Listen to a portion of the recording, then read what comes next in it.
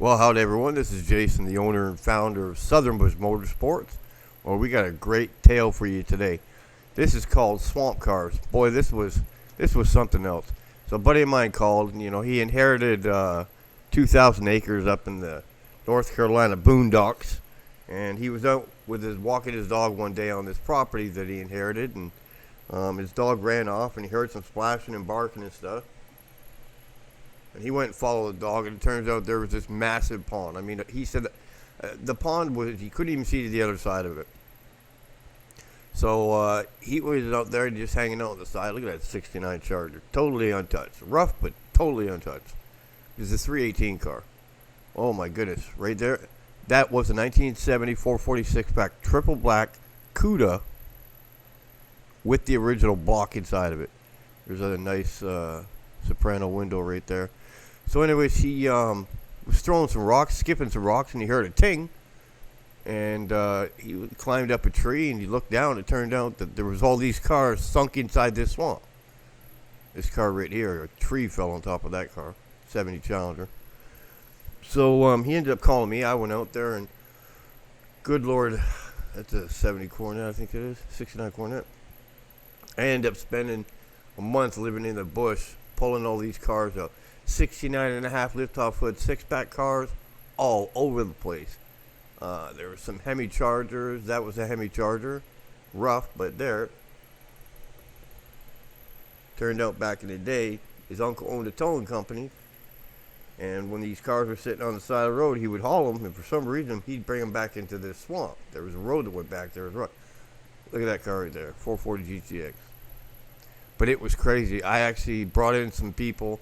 I had snipers sitting in trees while I went down with scuba gear to hook up some of these cars and bring them out. And these snipers were basically, one shot past my head meant that there was a gator around me. Two shot meant come up, they're too close. It's a 70 Charger 440 RT right there. That car was rough. You know why that car was so rough? Because it was sitting out in the middle of a cow pasture. It was on the edge of the cow pasture right there, and the cows had kicked the hell out of that car. But it was what it was. It was completely untouched. It was rough. You get into those questions on, do I really save this thing? Like, it was a real 440 RT car, 70 Charger. So these swamp cars, it's a hell of a story. It was scary being down there hooking up these cars, but I pulled so many cars out of the swamp, and I had a couple tanks built, so I drop them into the water, neutralize the rust and stuff since they've been in the water for 30 years. And I spent, I think it was a month and a half, 2 months at least out there, and it was a hell of an experience. There were just cars all over the place. He had no idea this stuff was on the property. It was just absolutely insane what was on this property. I mean, some of these cars were rough, but parts have been stripped off of them over the years, but it was just crazy, with the stuff that was out there. It was really cool to be a part of this. I mean, this guy inherited this property. He had no idea his uncle had done all this stuff. Look at how rough these cars are, right? They're pretty complete, but they're rough. 70 Duster right there. He had no idea this building was even on his property, little overhang building. Wow, it was just crazy, His uncle, I guess, just pulled these cars off the side of the road and over the years collected them. His uncle wasn't like a hermit. That's a 69 Charger RT right there, just sitting there. No big deal. 69 Charger RT, just sitting there. The Barracuda. Back in the day when they did their own pin striping and stuff. Side stripes. Look at that. 70 Challenger RT. Just sitting in the middle of a damn field. There's that 1970 446 pack triple black CUDA block in the trunk. Now, these cars right here, these three cars, this was a little bit outside of the swamp thing. I hadn't quite gone home yet. Look at that bad boy. That was my favorite car. Absolute favorite car. I brought that to Charlotte Motor Speedway for the Carlisle thing, and I had that thing sitting on the back of my trailer and sold it in like an hour. That right there's a 70 Charger, no big deal. Except for when I started investigating it and looking inside the trunk, and then I'm like, is that Panther pink paint? That's the original Panther Pink paint. Got to look at the fender tag. 1970 Charger. I believe it was a 383 car. Super solid. Straight as can be. Everything was good. And it was an original Panther Pink car. I mean, the guy knew that he had a nice Charger, but I don't remember if he knew it was a Panther Pink car. Look at how solid that car is. Well, that car is rough. And I see it is rough. Look at those sail panels. That's where all of our time and money goes, is fixing those sail panels. Those things were solid as can be. Bang, boom. Look, even the quarters are good on this car. Straight as an arrow down the side of that car. Like I said, you can see this car's rough. But boy, that car was solid. I picked up all three cars. Just because they were what they were. Just straight car. But that petty blue car there, no, it wasn't an original petty blue car. Somebody painted that car a long time ago, but God, that was my favorite car. It was so cool. The thing's been sitting for years, and I started it up and drove it onto the trailer. Look at the interior of that Charger there. Yeah, pretty complete interior. I had just finished doing all the swamp cars and been living in my van for a month and a half out in the middle of the woods. And I was just trying to get home, and this fellow had contacted me. And he had said he had heard I was out there, and I went up to check on his collection. He had just a bunch of cars. Lived out in the trailer, a bunch of cars. Look at that Panther Pink paint underneath the seat. You can't fake that right there. That's the original Panther Pink paint. She was rough, but, you know, the car was definitely savable. Ain't no question about that. And it was super solid. 150 mile an hour gauge, RPM. Sometimes it's tough to see them when they're so rough like this, but you know, it's just rough like this because of the way it's at. Car doesn't look like he was abused at all. Just things have been done to it over the year. Passenger door panel. Look at that bright Panther Pink paint. You just can't deny that. That's a Panther Pink paint right there. All kinds of parts in the trunk. Basically, all the stuff that was missing off the car was in the trunk.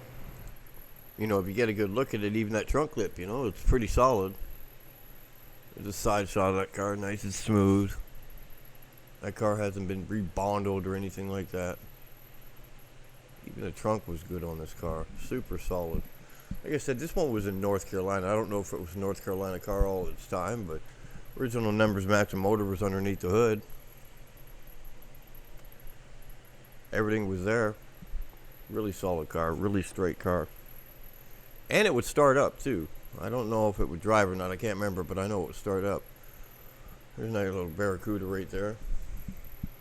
That car was pretty complete too. I remember right, the car was completely untouched. And again, super solid. Really cool car to see when you see them untouched like that. Had kind of a funky paint job on it. You know, the car was complete. There wasn't nothing missing off the car. A little rough, but you know, it is what it is.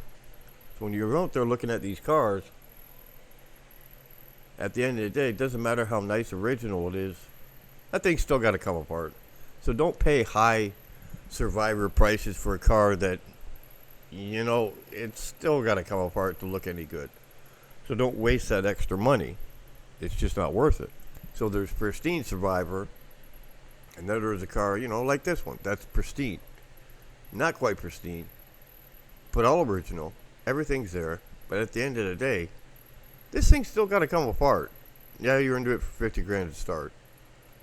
You know, the bucket seat, console car, telescopic steering wheel, all that stuff was right there. Totally untouched. It's actually a pretty good condition car. This car actually did run and drive. But it had been sitting for a long time, so it ran like crap. You know, that's what people don't understand about these cars, is the reason so many of these cars are sitting around is because when they changed over from leaded to unleaded gas, when you put it unleaded gas in one of these old Mopars or any of these old muscle cars, they ran like shit. This ended up taking me to another yard. Again, I was just trying to get home. It'd be nice if I could just get home. That's another 70 Charger right there. You know, that had a few parts stripped off it, but look at that floor pan. That's a pretty solid car. Pretty straight car. That's one of the first things that goes down is that driver's floor pan. Look at the rail, the edging, the door kick, everything. You know, the car was pretty straight. I can't remember. It kind of looked like it was an SE car. Don't even remember. It was so long ago. That was the only problem on the car right there. It looked like it used to be a vinyl top car, and it had some holes. Had some holes in that hood. But, you know, needed some quarters, but the car was complete. It was all there. Some of us would kill for a car like that right now. The hood's a little rough on it, but look at that grill. Good God, look at that grill. Just beautiful. Straight as can be. Even that tail panel. You see that right there? Bumpers are still good on it. Lights are still good on it. But at the end of the day, that thing still needs to come apart. There's no question it needs to come apart. Oh, geez, I don't even remember what I took that picture for. Yep. There's the engines out of that Charger right there. Clean. Still clean the engine compartment. A little rusty and stuff. You know, it's tough to see them like this where it's like, do I save it? Do I don't save it? But when you look underneath the car, look at how solid that car is. Luckily, it was undercoated. There's another 70 Charger sitting in this guy's yard. This was super solid. Super straight. Totally couldn't wait to save this thing. You know, look at it. Sail panel's not too bad. Tail panel, not too bad. It's an old Hoopty Doop car. Straight as can be. I like to take these shots so you can see down the side of it. If I remember right, the interior was pretty complete on this car too. It's crazy just how these cars are just stuffed in these places like this. Look at the floor pans on that car. Like, you know how much money you save by not having to do those floor pans? That was the trunk with the original parts in it. Solid. Stuff full of parts. No motor. No transmission. I don't even think there was a fender tag to that car. So do you save it or do you don't save it? Look at the grill and bumper. Oh my God. I haven't seen those pictures in so long. Well, I appreciate you coming by and checking out our Tales Under the Bush, and stay tuned for more.